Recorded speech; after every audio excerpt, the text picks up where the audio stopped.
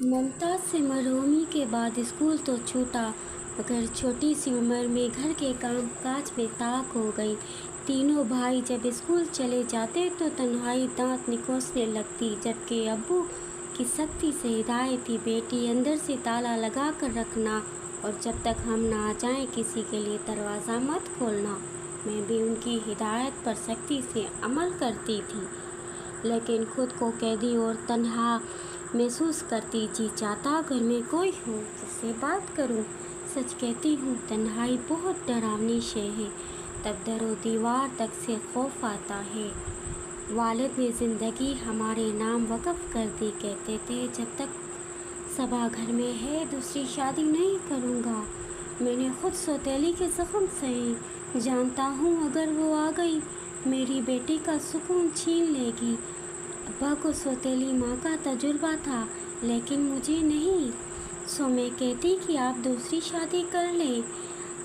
ابا نے میری فرمائش رد کر دی۔ ایک روز خالہ شبو ملنے آئی، مجھ کو قید تنہائی میں پا کر رو پڑی، کہنے لگی بیٹی میں گھر باری کی ذمہ داری نہ ہوتی تو تمہارے پاس رہ جاتی۔ تم ایسا کرو کوئی جانور پال لو، میں تم کو طوطا لا دیتی ہوں، خوب بات کرتا ہے، میں نے خوب سکھایا اور پڑھایا ہے اسے۔ سچ کہتی ہوں اس کے ساتھ تمہارا ایسا دل لگے گا کہ تنہائی کو بھول جاؤ گی۔ 2 روز بعد خالہ نے ایک طوطا پنجرے سمیت لا کر دیا۔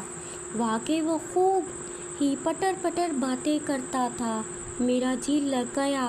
اب جہاں کام کرنے بیٹھتی اس کا پنجرہ میرے سامنے ہوتا، کام بھی کرتی جاتی اور اس کے ساتھ باتیں بھی کرتی جاتی۔ کیسا اس معصوم نے میرا دکھ بانٹا بتا نہیں سکتی۔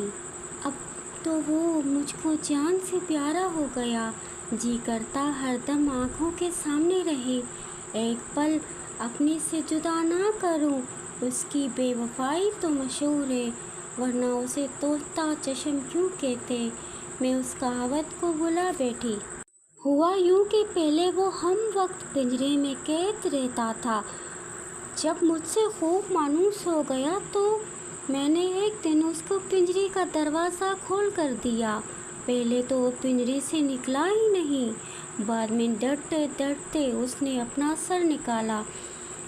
دیر تک یہی تماشا دیکھتی رہی، جیسے ہی وہ آزادی کا تصور نہ رکھتا ہو یا پھر باہر کی دنیا میں آنے سے ڈرتا ہو۔ میری 1-2 دن کی محنت سے بالآخر وہ پنجرے سے باہر نکل آیا۔ جب اس نے آزادی کا مزہ چکھ لیا، صبح کا نکلا شام ڈھلے پنجرے کے اندر گھستا، سارا دن میرے پیچھے پیچھے رہتا، کبھی میرے ہاتھ پر، کبھی میرے کندھے پر اور کبھی اڑ کر جھولے میں بیٹھ جاتا۔ پہلی پہل ڈرتی تھی کہ کہیں یہ اڑ ہی نہ جائے، لیکن کئی دن وہ نہ اڑا تو یقین ہو گیا اب کہیں نہیں جائے گا۔ بے شک اعتبار بڑی چیز ہے، لیکن سچ یہ بھی ہے کہ قابل اعتبار دنیا میں کوئی شے نہیں۔ ایک دن جب میں اپنے پیارے مٹھو کے لیے چوری بنا رہی تھی، اس کو اپنے ہاتھ سے کھلاؤں، وہ کھاتا بھی میرے ہی ہاتھ سے تھا، میرے ایک ہاتھ پر بیٹھ جاتا اور میں اپنے دوسرے ہاتھ سے اس کی چونچ میں کھانا دیتی جاتی تھی۔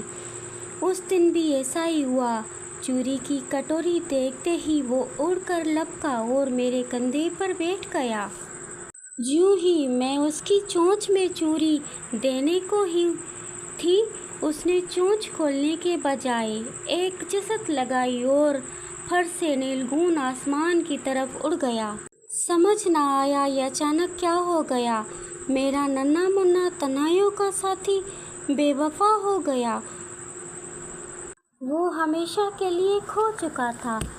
میں نے اس کی یاد میں کئی دن تک آنسو بہائے، کچھ بھی تو اچھا نہیں لگتا تھا، جی چاہتا کہ پر لگا کر اڑ جاؤں اور اس سے کھلے